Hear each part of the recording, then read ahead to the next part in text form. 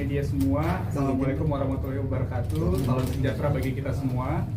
Jadi pada sore hari ini kami dari firma hukum Sadrap Seskodi and Partners mewakili klien kami atas nama Ibu Gladys Angelica Mokodompis, di mana ingin menyampaikan rilis media dikarenakan kemarin sudah cukup banyak teman-teman media yang menghubungi juga terkait gugatan kami kepada PT Rumah Sakit Siloam Hospital MRCC Semanggi. Jadi kita sengaja pengen mengundang teman-teman semua pada kesempatan sore ini agar pemberitaan ini tidak lari kemana-mana pemberitaannya.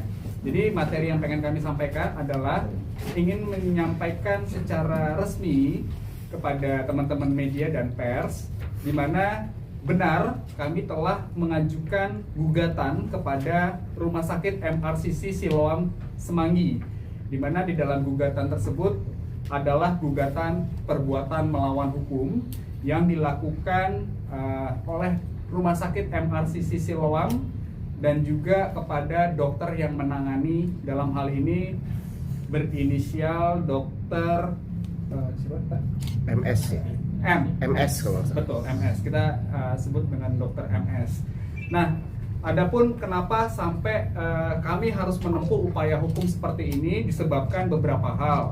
Yang dimana pertama, pada saat klien kami itu melakukan pemeriksaan adanya dugaan ataupun luka ataupun rasa nyeri yang dialami oleh klien kami, awalnya itu dikarenakan adanya penyakit ambeien, di mana dalam penyakit ambeien ini mereka Ibu Gladys pengen melakukan pengobatan dan melakukan konsultasi kepada dokter yang bersangkutan.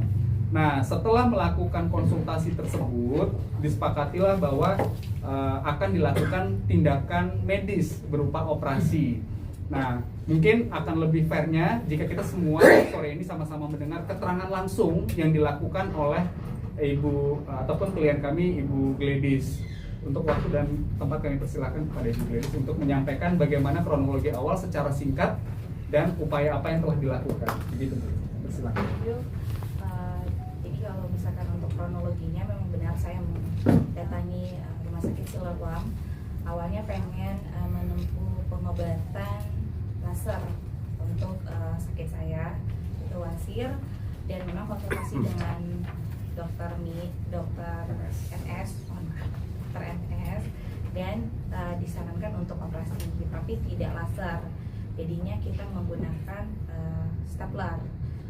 Stapler ini dijadwalkan kalau kurang lebih 1 bulan kemudian, karena memang kita menunggu siap dan jadwal saya juga dari kerjaan siap, jadi dilakukan 1 bulan kemudian. Singkat ceritanya dioperasi, tapi ada kendala di mana info pertama yang saya dengar adalah ada patahan jarum yang tertinggal di tubuh saya. Tapi ketika didesak oleh pihak keluarga, karena kita sendiri tuh panik, sudah dinyatakan boleh pulang nih dari rumah sakit, tapi jarum ini gimana gitu kan. Akhirnya pihak keluarga mendesak rumah sakit untuk menanyakan satu posisi jarumnya sebenarnya ada di mana. Karena dari pasca operasi kita hanya dijelaskan bahwa terdapat tertinggalnya jarum di antara rektum dan mendekati dinding vagina. Karena memang ketika dokter menjelaskan pun saya masih kondisi baru selesai operasi, jadi masih pengaruh obat bius dan panik. Seketika itu pun panik karena ada jarum yang tertinggal, itu kayak gimana nih, dan info dari dokter akan dilakukan operasi lagi. Di situ saya kena panik, takut, semuanya bercampur aduk karena jujur baru selesai operasi nih, terus tiba-tiba belum sadar sepenuhnya tiba-tiba mau dioperasi lagi yang saya nggak tahu kapan. Diskusi dengan keluarga, kasih informasi bahwa wah ini tuh berbahaya gitu, ini berbahaya, kamu harus desak untuk segera dioperasi kembali gitu untuk mengangkat si jarum ini. Dari situ baru kita kejar pihak rumah sakit, tolong dong saya mau posisi jarumnya ada di mana. Akhirnya setelah diskusi yang lumayan panjang, kita dikasih jadwal untuk CT scan. Dari CT scan ini baru diketahui bahwa bukan patahan jarum, tetapi 2 buah jarum tertinggal di dalamnya. Oke, bisa kita perlihatkan bahwa di sini memang jelas adanya 2 buah jarum yang tertinggal. Jadi bukan adanya patahan jarum seperti yang disampaikan kepada klien kami di awal. Seperti itu penjelasannya. Mungkin bisa dilanjut ya, Bu. Tahan, Mas. Lanjut, Pak. Jadi ketika tahu nih ada 2 jarum, makin panik juga dari pihak keluarga kita yang menginfokan bahwa nggak bisa nih, ini jarum benda tajam, dengan penjelasan simpel bahwa hal ini bisa berdampak kepada kondisi kesehatan saya berlanjut. Jadi bisa terdapat berbagai kemungkinan yang waktu itu belum dijelaskan dari para dokter terhadap saya. Hanya diinfokan bahwa jarum ini akan kita angkat setelah ibu waktu itu dilanjutkan proses staplernya, jadi harus menunggu udinnya reda dan lain sebagainya. Jadi saya harus menunggu sekitar kurang lebih sebulan. Waktu itu diinfokan, saya jelas waktu itu menolak. Kenapa harus nunggu sebulan? Karena saya mau dioperasi secepatnya. Saya takut, saya nggak mau saya kenapa-napa dengan segala resiko-resiko yang terjadi. Saya takut gitu. Tapi dari dokternya nggak bisa karena staplernya belum set gitu lah. Sepemahaman saya seperti itu, belum set. Saya sempat nanya, kalau memang kita harus nunggu staplernya sembuh, kenapa kita nggak waktu itu nggak berhenti dulu si staplernya? Kenapa harus dilanjutin gitu? Kenapa nggak dikeluarin dulu jarumnya? Kenapa nggak diinin dulu? Intinya saya mengeluhkan hal itu ke pihak Siloam.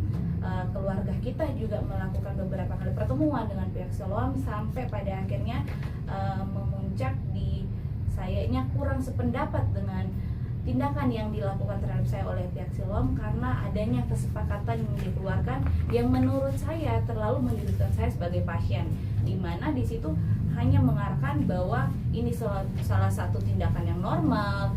Saya itu tidak dipikirkan gimana cara pengobatannya ke depan, dan infeksi-infeksi yang mungkin terjadi, yang ada pendapat dari dokter-dokter lain bahwa sakitnya saya itu ketika jarumnya diangkat pun belum tentu infeksi atau penyebabnya itu selesai, belum tentu, karena masih ada kemungkinan-kemungkinan yang tidak tampak pada saat CT scan, MRI, bahkan tindakannya itu yang bisa bernya jadi infeksi, bahkan apapun itu kita belum pernah ada yang tahu. Di CT scan pun saya itu sebelum operasi 3 kali, walaupun dari dokter radiologi pun di Siloam sempat, Bu, udah beberapa kali ya CT scan-nya gitu kan, karena memang sudah lebih dari sekali saya harus CT scan untuk melihat posisi jarumnya ada di mana, dia bergerak atau tidak gitu.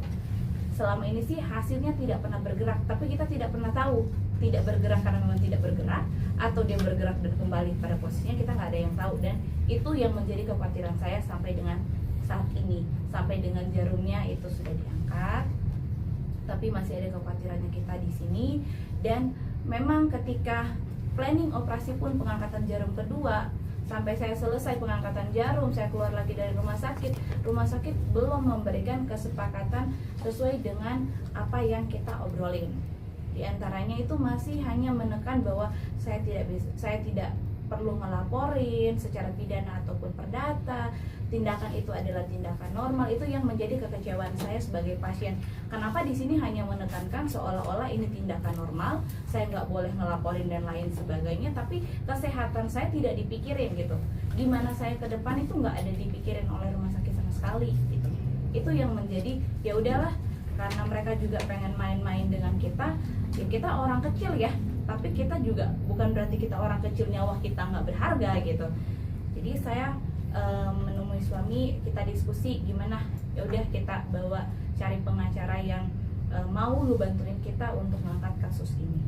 Ya, jadi demikian yang disampaikan oleh klien kami, Ibu Gladys, dan kita juga bisa sama-sama lihat ini merupakan contoh agreement yang harus ditandatangani oleh klien kami beserta dengan suami saat itu, di mana salah satu poin yang cukup jelas di sini disampaikan bahwa itu merupakan resiko medis. Bahasanya jelas, itu merupakan resiko medis yang dapat terjadi kapanpun oleh siapapun. Nah, pemahaman kami sebagai orang yang nggak ngerti medis, resiko medis yang dimaksud di sini menurut anggapan kami adalah apabila teman-teman ataupun Bapak Ibu misalnya melakukan sebuah tindakan operasi, misalnya pengangkatan jantung atau operasi terkait jantung, ada arteri A, ada arteri B. kalau dipotong arteri A penyebabnya apa, dipotong arteri B penyebabnya apa. Itu pemahaman kami kalau resiko medis. Tetapi jelas kalau yang kita lihat di sini bukan resiko medis, tetapi jarum yang tertinggal di dalam tubuh pasien itu merupakan kelalaian. Jadi bukan sebagai resiko medis anggapannya.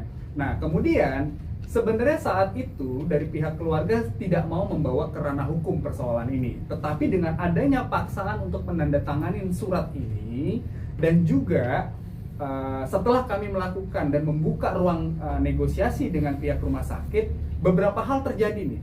Mungkin teman-teman media yang kemarin ada ikut di persidangan tahu nih kondisinya. Yang pertama, sekelas rumah sakit Siloam, dalam hal ini tim hukumnya ataupun tim legalnya hanya memberikan respon terkait surat teguran hukum kami dalam bentuk WA balasannya. Hanya dalam bentuk WA mereka membalas surat somasi kami. Di mana di dalam pembicaraan saat itu dengan beberapa tim legal yang mengatasnamakan Rumah Sakit Siloam, mereka hanya menawarkan untuk uang sebesar 200 juta kompensasinya. Jadi Rumah Sakit Siloam hanya menghargai luka yang ditimbulkan. Mohon maaf saya mungkin sedikit menjelaskan. Jadi jarum itu berasal dari anus tadinya. Di mana setelah kemudian dilakukan pemeriksaan, itu sudah tembus ke vaginalnya. Bolong tuh. Jadi itu hanya dihargai sebesar 200 juta menurut pihak dari teman-teman kuasa hukum ataupun tim legal dari Rumah Sakit Siloam. Nah, tentu hal ini cukup membuat kami kaget dan harus menempuh upaya hukum lanjutan. Tapi bagaimanapun juga kami hanya berfokus kepada bagaimana kelanjutan dari klien kami ini pengobatannya. Ini menjadi salah satu tuntutannya. Kemudian pertanggungjawaban sejauh mana yang bisa dilakukan oleh Rumah Sakit Siloam. Kami tidak minta uang semata-mata, tapi bagaimana wujud untuk pengobatan dari klien kami ini begitu. Jadi inilah hal-hal yang sangat disayangkan, dan di saat kemarin teman-teman media ada beberapa yang ikut di saat proses persidangan melihat juga bahwa kuasa hukum dari PT Siloam itu meninggalkan lokasi persidangan, walk out, dengan alasan tidak setuju dengan proses mediasi yang ditunjuk oleh pengadilan menunjuk mediator non-hakim. Itu di depan seluruh mediator dan staf pengadilan. Bayangin teman-teman yang berprofesi sebagai mediator dilecehkan dengan perbuatan seperti itu. Bagi kami, kalaupun memang tidak setuju dengan mekanisme yang ditetapkan, ya silakan kita sama-sama menghadap kepada majelis hakim, minta penunjukan, tapi bukan berarti meninggalkan lokasi persidangan. Bagi kami itu tidak benar hal-hal yang dilakukan begitu. Jadi balik lagi, maksud kami juga pada sore hari ini mengundang dari teman-teman media, mohon untuk kiranya mau berkenan membantu kami di sini untuk mengawal. Karena apa? Yang kami lawan ini adalah gajah. Yang kami lawan ini duitnya unlimited di bahasanya. Jadi apakah kami bisa menang atau tidak? Tentu kami tidak bisa berharap banyak, karena hal apapun bisa dilakukan di sini. Dan kami kan nggak tahu dengan hal itu apa yang dia akan dilakukan. Jadi kami hanya meminta, mohon dukungannya, mohon dikawal perkara ini supaya apa? Apa yang menjadi hak dari klien kami ini dapat direalisasikan di dalam proses persidangan nanti. Dapat teman-teman kawal nanti bagaimana proses persidangannya.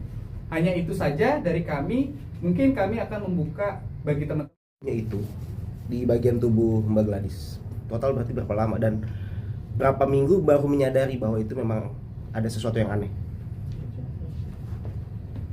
Jadi total kita harus menunggu sampai jarum itu harus dikeluarkan hampir 1 bulan dan 3 minggu lebih. 1 bulan 3 minggu lebih, dan itu sudah terasa. Mohon maaf ya Mbak Gladys ya, sudah terasa di bagian area paling sensitif bahwa ini memang sudah melukai gitu. Jadi bukan terasa ya, karena sebenarnya itu karena mereka nggak terbuka dari awal. Setelah operasi dilakukan yang operasi pertama, mereka hanya menyebutkan patahan jarum, dan 1 hari setelah operasi kita diinfokan sudah bisa pulang tanpa kita dijelaskan atau diberikan bukti foto posisi jarum. Setelah itu baru kita menghadap pihak rumah sakit, lebih tepatnya lewat kakak saya, kakak saya dokter, menanyakan bookingnya gitu, posisi jarumnya ada di mana, karena hanya berdasarkan lisan.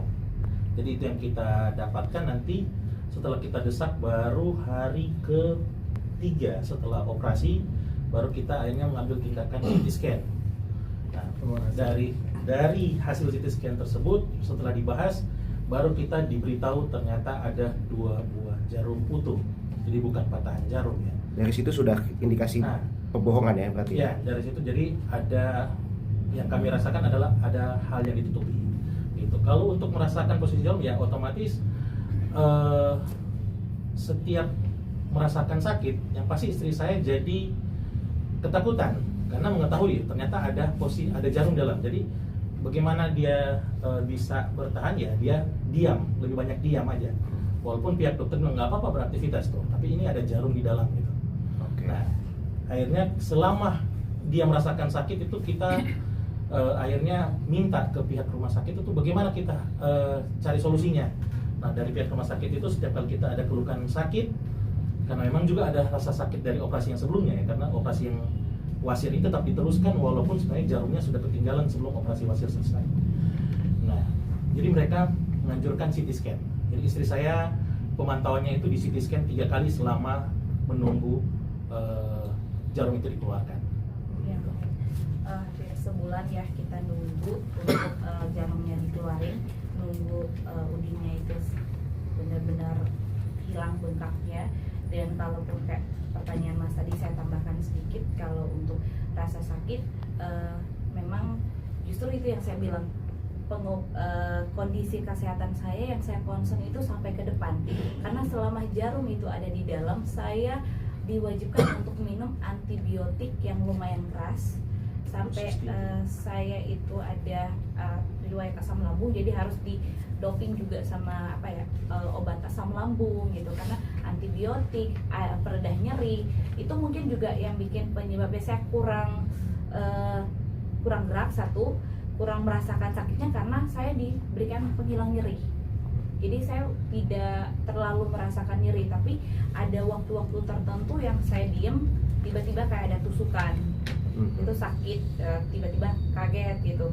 Kalau saya buang air beberapa kali itu saya sempat diskusiin dengan para dokter karena ada darah yang keluar, itu pun dokter sempat mikir ini belum bisa menentukan darahnya tuh dari mana, apakah dari jarumnya atau dari staplernya, mereka pun belum bisa memberikan keterangan lebih jelas gitu.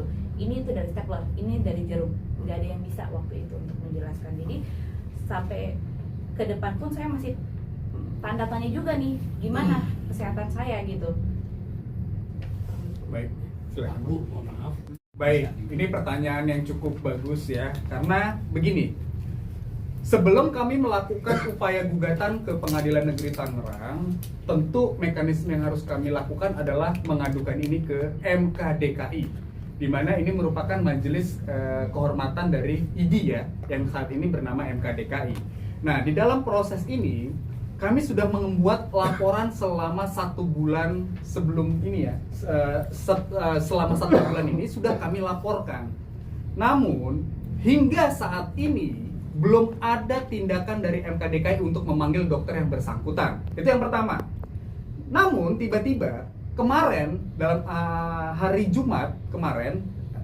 Kamis kemarin di saat sidang berlangsung, tiba-tiba MKDKI menghubungi kami bahwa akan segera melakukan pemeriksaan kepada Ibu Gladys. Namun bukan atas aduan kami, tetapi atas permintaan dari dokter yang bersangkutan. Jadi teman-teman paham ya, di sini konteksnya bukan pemeriksaan itu dilakukan untuk memeriksa atas aduan kami, tetapi yang dilakukan adalah melakukan upaya pemeriksaan terhadap klien kami Ibu Gladys atas dasar permintaan dari dokter yang melakukan untuk supaya dibawa ke pengadilan. Artinya ini dugaan ya, ini dugaan. Artinya kalau misalnya dari MKDKI menyatakan bahwa ini bukan tindakan kelalaian ataupun indisipliner dari kedokteran, maka ini akan dijadikan alat bukti. Kurang lebih penjelasan dari MKDKI seperti itu. Menjadikan alat bukti untuk memperingankan kasus ini atau untuk apa kami nggak tahu. Ini karena sifatnya masih dugaan. Namun fakta yang terjadi adalah seperti itu. Yang kedua, kalau tadi disebutkan bahwa adanya ancaman, mungkin lebihnya bukan ancaman, tetapi lebih kepada warning secara halus. Kenapa? Karena keluarga dari suami Ibu Gladys ini merupakan dokter. Ada beberapa dokter yang dimana ketika mereka mengetahui rencana Ibu Gladys beserta dengan suami melakukan upaya hukum, tiba-tiba dokter yang bersangkutan memberikan semacam WA. Begitu ya Pak ya? Merupakan mengirimkan sebagai semacam WA, intinya adalah harus jaga kekompakan.